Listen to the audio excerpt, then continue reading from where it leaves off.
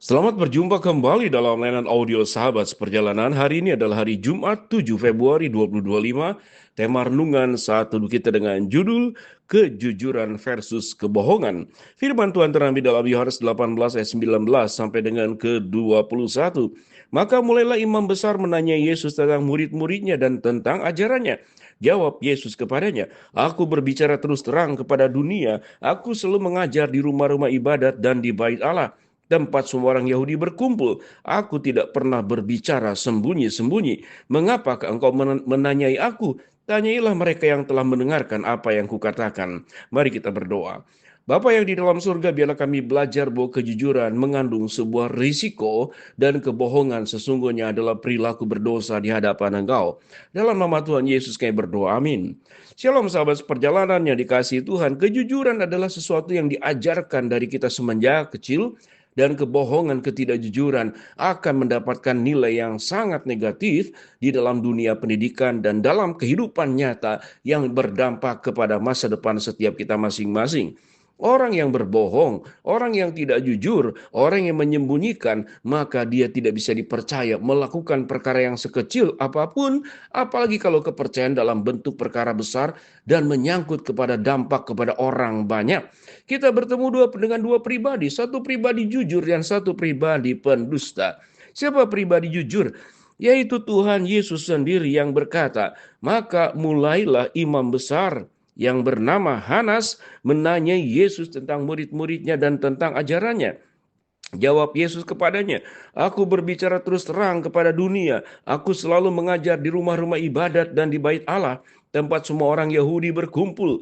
Aku tidak pernah berbicara sembunyi-sembunyi. Mengapa engkau masih menanyai aku? Tanyailah mereka yang telah mendengarkan apa yang kukatakan." Ini pribadi jujur. Bagaimana dengan pribadi yang tidak jujur dan penuh dengan kebohongan? Yaitu Simon Petrus yang ditanyai 3 kali sampai kemudian dia mengatakan, "Bukan, aku bukan murid dari sang guru tersebut."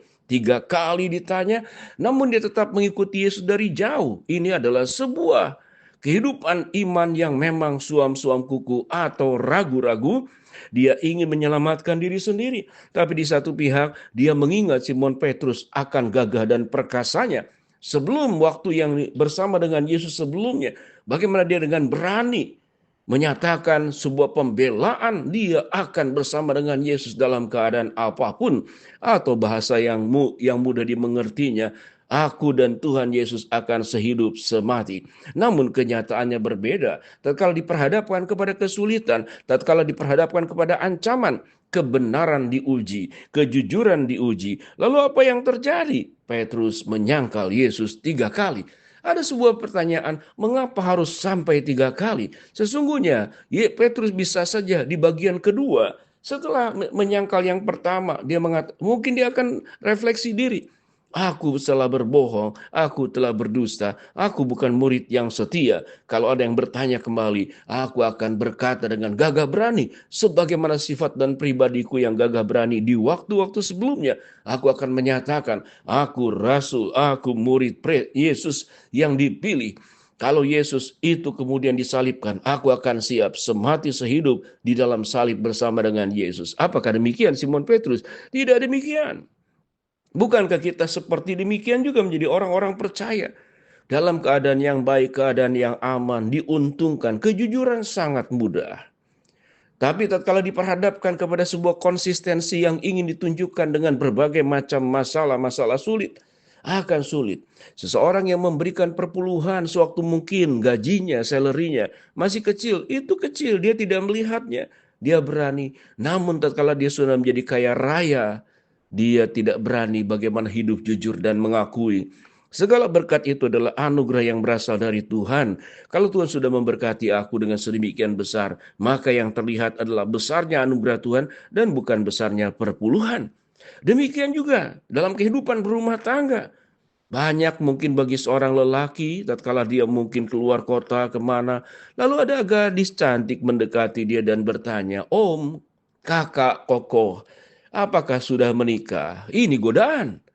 Mungkin kita akan mengatakan, "Saya belum menikah." Dalam rangka apa? Dalam rangka dia bisa mendekati sang wanita ini. Itulah yang disebut dengan kejujuran. Ada laki-laki mendekati bagaimana seorang wanita supaya dia bisa diterima. Dia bawa mobil mewah, kita lihat di dalam media sosial, di TikTok dan segala macam. Ternyata bukan mobil pribadinya. Kebohongan itu memang menguntungkan. Kebohongan itu bisa menipu orang. Kebohongan itu kelihatannya menyenangkan di satu masa tertentu. Namun tatkala diperhadapkan kepada kesulitan dan berbagai macam hal, integritas, konsistensi kita, bagaimana jujur tidak hanya berkata benar, tapi hidup meyakini dan hidup di dalam nilai-nilai yang kita miliki. Apa yang dikatakan oleh Tuhan Yesus, semua orang tahu. Aku sudah terbiasa mengajar berbicara di tempat ibadat di bait Allah. Semua orang Yahudi sudah tahu. Tidak pernah aku berbicara sembunyi-sembunyi. Kita tahu dengan jelas siapa itu Hanas. Hanas adalah mertuanya Kayafas, imam besar Yahudi yang diangkat oleh Kirenius, kerajaan Romawi, imam besar provinsi Yudea.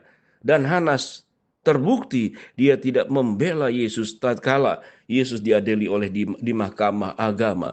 Maka tatkala seseorang masih memperjuangkan kepentingan sendiri, keselamatan diri sendiri, keuntungan diri sendiri, sangat sulit untuk jujur. Karena jujur identik dan dekat dengan kesetiaan. Jujur dan setia kalau boleh dikatakan itu saudara sekandung. Orang jujur akan setia dan orang setia akan jujur. Bagaimana dengan kehidupan kita? Sebuah masalah akan timbul. Dan kalau kita mengikuti Tuhan dan kita diminta untuk jujur dan setia mengikut Tuhan, diperhadapkan kepada kerugian yang ditimbulkan kalau kita jujur, diperhadapkan kepada ancaman dan bahaya kalau kita jujur. Tetapi Yesus berkata, aku sudah tidak sembunyi-sembunyi. Aku jujur menyatakan apa yang harus aku ajarkan. Kerajaan Allah sudah dekat dan bertobatlah. Itu yang disampaikan oleh Yesus di berbagai tempat. Apa dampaknya secara manusiawi? Yesus disalibkan. Namun itulah nilai yang dimilikinya, visi yang dimiliki oleh Tuhan Yesus untuk melaksanakan dan menyempurnakan seluruh rencana Allah di dalam karya keselamatannya. Bagaimana dengan kita sahabat seperjalanan? Apakah kita hanya berorientasi kejujuran, berorientasi kesetiaan dan kejujuran mengikut Tuhan? Kalau kita berorientasi kejujuran dan kesetiaan mengikut Tuhan, maka bahaya, ancaman, kerugian yang bisa ditimbulkan secara duniawi itu bisa datang kemudian mendatangi kita. Apakah kita akan tetap berdiri teguh atau kita menyangkal sampai 3 kali atau 4 kali atau 7 kali atau sudah terbiasa menyangkal sampai lupa bahwa kita sudah sering menyangkal Tuhan. Dengan demikian, biarlah kita belajar mengikuti jejak penderitaan Kristus, jejak daripada kejujuran dan kesetiaan Kristus di dalam mencintai, menyelamatkan, memberi sebuah yang terbaik untuk kita. Kejujuran versus kebohongan. Hidup kita akan disinari, akan menjadi sebuah lukisan yang indah tatkala engkau lapisi dan perjalanan hidup ini dihiasi dengan kejujuran dan kebenaran, bukan dusta, kebohongan, penyangkalan, dan pengkhianatan. Satu hari kelak nanti sewaktu kita bertemu dengan Tuhan, kita akan bertemu dan mendengar suara Tuhan, hai hambaku yang setia, yang jujur, yang konsisten, engkau hidup dalam kebenaran, masuklah dalam kebahagiaan bersama dengan Tuhanmu. Mari kita berdoa. Bapa dalam surga, terima kasih buat kebenaran firman Allah yang sudah kami pelajari. Hamba berdoa buat sahabat seperjalanan yang sakit, Tuhan jamah sembuhkan, yang sedang menghadapi masalah, Tuhan bukakan jalan, yang sedang berdoa mengharapkan sesuatu, Tuhan kabulkan dengan cara dan waktu Tuhan yang terbaik. Di dalam nama Tuhan Yesus kami berdoa. Amin. Shalom, selamat hidup dalam kejujuran dan kebenaran, setia mengikut Tuhan.